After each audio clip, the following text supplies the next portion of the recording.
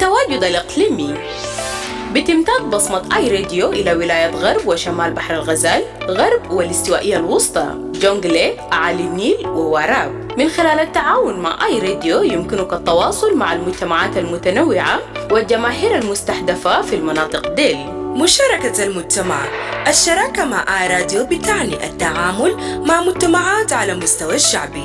رسالتك حتوصل للمستمعين في مواقع مختلف، مما يعزز التفاعلات الهاتفة ويزيد الوعي بعلامة تجارية. التغطية الشاملة مع محطات في مواقع استراتيجية زي الرنج، ملكال وباليت. بتوفر آي راديو تغطية شاملة بتصل إلى كل من المراكز الحضرية والمناطق الريفية. بتضمن شراكتك مع آي راديو الرؤية عبر منطقة جغرافية واسعة.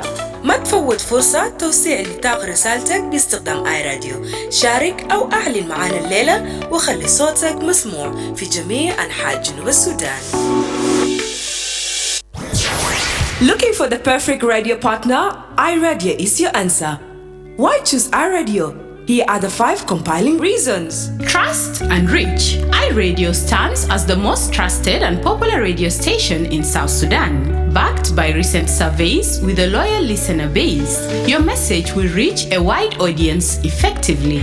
Extensive network. iRadio is not just a radio station. It's a network of interconnected stations. When you partner with iRadio, we'll broadcast your program across multiple locations such as Wow, Awil, Kwajok, Yambio, Bor, Rang, Malakal, and Baliet, ensuring maximum coverage and impact. Regional presence. iRadio footprint extends to the states of Western and Northern Bahr el Ghazal, Western and Central Equatoria, Jonglei, Upper Nile, and Warab. By collaborating with iRadio, you can connect with diverse communities and target audiences in these regions. Community engagement. Partnering with iRadio means engaging with communities at a grassroots levels. Your message will resonate with listeners in various locations, fostering meaningful interactions and driving brand awareness. Comprehensive coverage with stations in strategic locations like Reng, Malakal, and Baliet. iRadio offers comprehensive coverage that reaches both urban centers and remote areas. Your partnership with iRadio ensures visibility across a wide geographic area.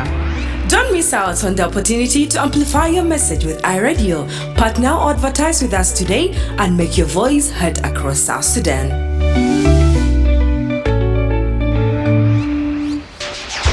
هل بتفتش على راديو مثالي؟ آي راديو هو جوابك. ليه تختار آي راديو؟ في 5 الأسباب المقنعة. الثقة والوصول. بيعتبر آي راديو المحطة الإذاعية الأكثر ثقة وشعبية في جنوب السودان، مدعومة بالاستطلاعات الأخيرة مع قاعدة مستمعين مخلصين. حتصل رسالتك إلى جمهور واسع بشكل فعال.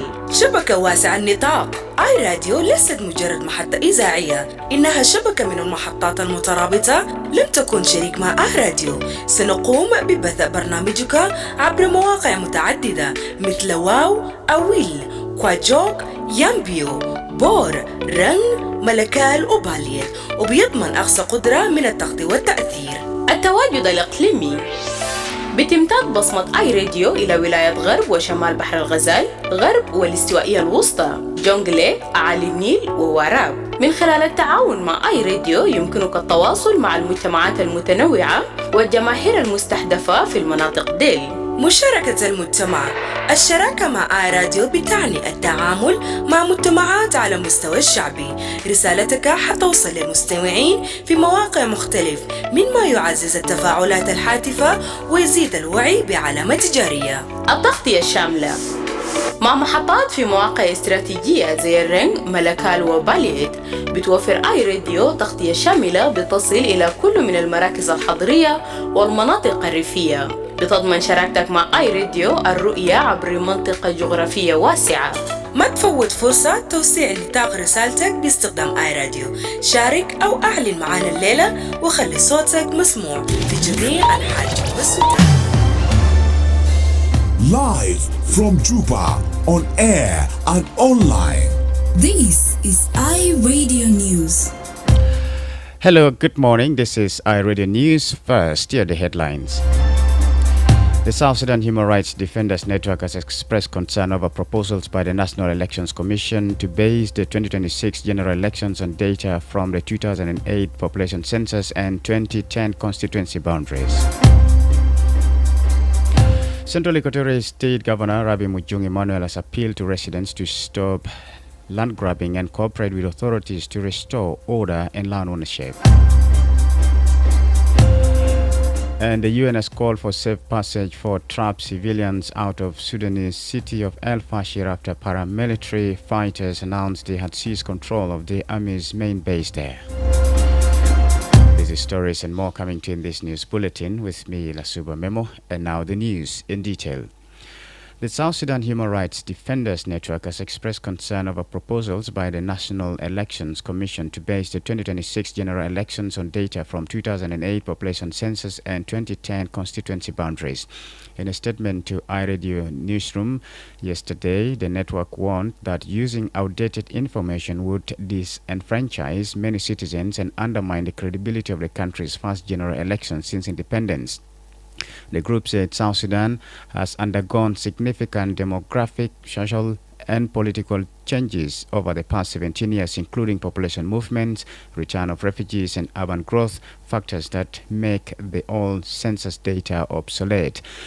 James Bidal, head of the Secretariat at the Rights Network, said conducting elections on such figures would be unfair and could erode public trust in the process. Vidal added that reverting to the 332 parliamentary seats defined under the 2010 constituencies ignores new administrative boundaries and evolving local governance structures. The statement follows remarks by Professor Abednego Akok, chairperson of the National Elections Commission, who proposed using the 2008 and 2010 frameworks for the upcoming polls, citing limited time before the elections. Professor Cook said the approach would require amendments to the Constitution and the National Elections Act to align the laws with the proposed arrangement. South Sudan has not held general elections since 2011. The vote scheduled for December 2026 is seen as a crucial step in completing the country's democratic transition. The national rights body is calling on the government, the National Elections Commission, and political parties to update the electoral framework and ensure that the upcoming elections reflect the country's current realities. Central Equatorial State Governor Rabi Mujung Emmanuel has appealed to residents to stop land grabbing and cooperate with authorities to restore order and land ownership. Mujung made the remarks on Sunday while addressing worshippers at St. Joseph Catholic Parish. Addressing congregants during Sunday Mass at St. Joseph Catholic Parish, Governor Mujung expressed concern over the rising cases of land grabbing in Juba and surrounding areas. He said the practice, which he described as a new trend, is being fueled by individuals, including some local chiefs and security personnel, who defy the law and obstruct rightful land allocation. The governor criticized individuals who hinder the government from showing plots to their legitimate owners, warning that such behavior undermines justice and service delivery. Mujung revealed that the state government has identified 13 residential areas intended for allocation to rightful owners, but said the progress has been slowed by illegal occupation and lack of cooperation. He appealed for unity between the public and authorities to resolve the problem peacefully. The governor emphasized that lasting solutions to land disputes can only be achieved through dialogue, law enforcement, and community participation. It says they are stepping up efforts to reclaim public and private land from illegal occupants, while urging residents to respect the law and cooperate with the Ministry of Housing and Urban Development. Land grabbing has become a growing concern in Juba and other parts of South Sudan, often leading to tensions between communities, chiefs, and local officials. The Commissioner of Awil South County says medical teams are conducting treatment campaigns, community awareness sessions, and water chlorination activities to prevent new infections of the cholera outbreak. The death toll from the cholera outbreak in Awil South County, Northern Bahr el Ghazal State, has risen to 6. Health officials say nearly 100 people have recovered, while 20 others remain under treatment. The commissioner, Luca Tell, said the Medical Sans Frontiers and Norwegian Church Aid are working on the ground to contain the spread of the disease in Tiar Aliet and Apai Payams. The cholera outbreak in Awil South was first reported early last week. At the time, 2 deaths and over 50 infections were recorded. Both local authorities and health officials have linked the outbreak to poor sanitation and the use of contaminated water following recent flooding in parts of the county. This is iRadio Morning News. And now to the international scene. The UN has called for safe passage for trapped civilians out of the Sudanese city of El Fashir after paramilitary fighters announced they had seized control of the army's main base there. Sudan's military has not acknowledged loss of the site, which would be a significant victory for the rapid support forces in the ongoing civil war. UN Chief Antonio Guterres said the latest fighting marked a terrible escalation in the conflict, adding that the suffering of civilians was unbearable. El Fashir is the last army foothold in the vast western region of Darfur and has been besieged by RSF and its allies for 18 months. Finally, Ivory Coast President Alassane Ouattara secured a fourth term following an election in which 2 of his biggest challengers were barred from running. Provisional results have shown Ouattara, 83 years old, won 89.8% of the vote, the Electoral Commission said on Monday, and businessman Yael Louis Billon came a distant second with only 3.09%. The landslide victory is not a huge surprise, as after being banned from presidential race, former President Laurent Gbagbo and Credit Suisse ex-CEO Tijane Thiam had urged the supporters to boycott the vote. Voter turnout reached just 50.1% according to the Electoral Commission. This is iRadio Morning News, and to end this bulletin, here's a recap of the headlines. The South Sudan Human Rights Defenders Network has expressed concern over proposals by the National Elections Commission to base the 2026 general elections on data from 2008 population census and 2010 constituency boundaries. Central Equatorial State Governor Rabi Emmanuel has appealed to residents to stop land grabbing and cooperate with authorities to restore order in land ownership.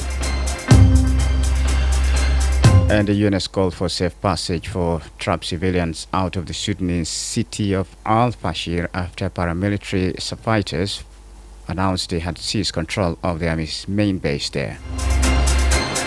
That's the end of iRadio Morning News. If there is a story or an event you'd like iRadio to cover or report about, please send us a text message at +2 1925 287 It's also our WhatsApp number. Follow us on X at iRadio Juba, like our Facebook page iRadio, subscribe to our YouTube channel at iRadio South Sudan. You can also visit our website and listen to us online at www.iradio.org. Stay tuned for the news in Arabic at 8 o'clock. I'm Masuba Memo. Thank you for listening.